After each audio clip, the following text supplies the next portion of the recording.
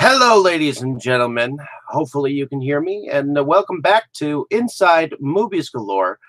I'm your host, David Streggy, and today I have a review for you of a film that was filmed in 2000, in the year 2000, and it eventually ended up with Brain Damage Films, which then went to this 50 pack called Decrepit Crypt of Nightmares, which was put out by Pendulum Pictures.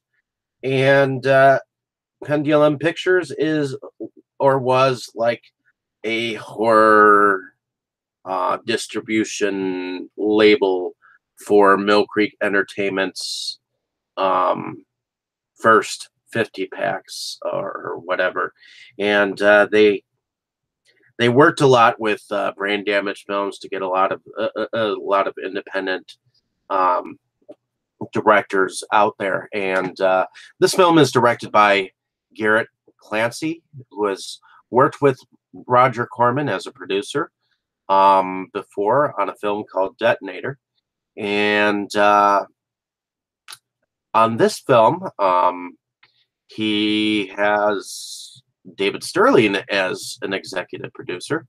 So this is one of I would say David Sterling's helped projects that he put some money towards to help with the production of this film.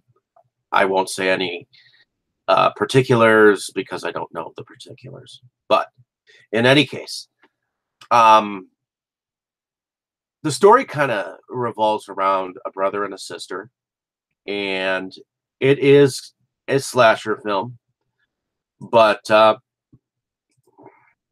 we have Venus Equinox in the very beginning, a character played by Della Copoid, who is evidently a little mad. Her and her brother Harley Equinox are out in the woods and playing hide and seek. Meanwhile, a drug dealer and his goonie, Brownlee Dawkins and Frankie DeSisto, are on their way to the woods with someone to torture to get information why they didn't evidently sell drugs for them or something of that nature. And what happens is that Brownlee actually kills this man and throws him down a hole in the woods. Well, just about when Harley is about to play hide and seek with one of the women that end up in the same place around the same time, along with Karen and Julie,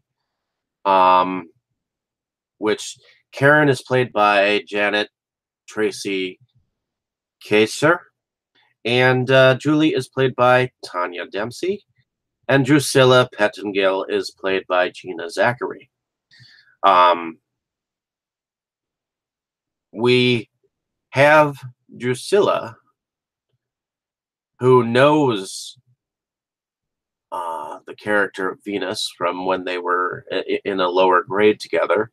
And so in a sense, she has some kind of a connection to the two.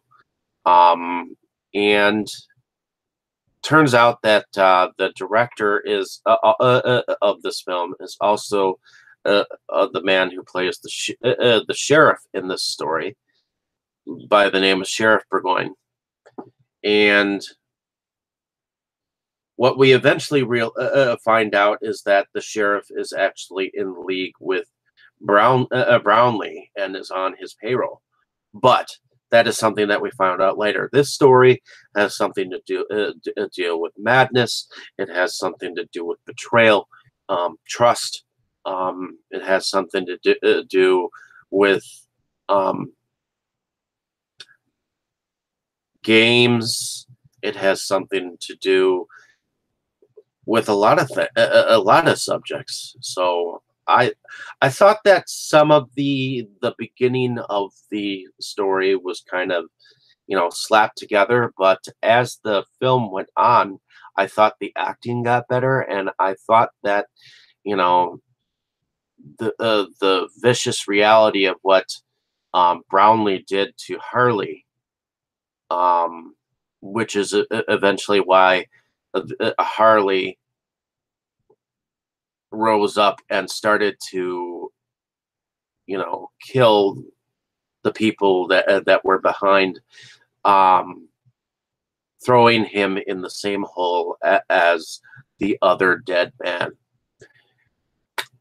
I liked Brownlee's character for some reason, who was played by Joe Miles. He was definitely an over the top actor. Um, and I like that Matt Emery, who played Frankie DeSisto. He kind of played like this. He was like this big guy, guy with long hair. He looked like he could have been in a metal band. But he played this crybaby of this weak, you know, this weak man who once his woman Julie got, or was it Karen? I think it was Karen. Karen was killed, and her intestines were all over her, lap, and he just became, much less of a man. Well, the reason why I like Joe Miles as Brownlee is because he ultimately has this very obsessive personality. I mean, there's one scene that I will remember where he got mad at Julie for putting a CD or away wrong, or taking a CD out wrong, and it just so happened to be a specific band, and how over the top he was ultimately led to his somewhat of a death. I liked how the transition of Harley became. I liked that he was originally this like quiet, calm. You know, Harley was played by Brett Chuckerman, and in the very beginning, well, throughout the film, he's supposed to be deaf and cannot speak. So when you actually see him towards the end, and his face is somewhat, looking like it's gnarled to death, like it's not what we remember happened, and so it ended up being a little bit more gruesome. Evidently, Harley was down there a hell of a lot longer than we thought, because his face was totally disfigured. So I'm wondering what happened in that transition there. But I thought that the madness of Venus, Equinox, the fact that she had to bang her stick on the ground just for her brother to hear her, and the fact that they were brother and sister were going to continue to play hide and seek forever. That was definitely different. I thought that was there was a darker feel to this storyline, and I liked it. I really did. I enjoyed the characters as they progressed, and it didn't have a very good start, but I thought that the characters built, and it was definitely a decent shot on video, film, if you wanted to see it for at least a one-time watch, if anything. I mean, it's not that it's the greatest film ever, but it definitely wasn't a bad film. I mean, it started out bad. Let's put it that way. But maybe about a quarter of the way through, it got interesting, and um, they were characters that you could actually relate to.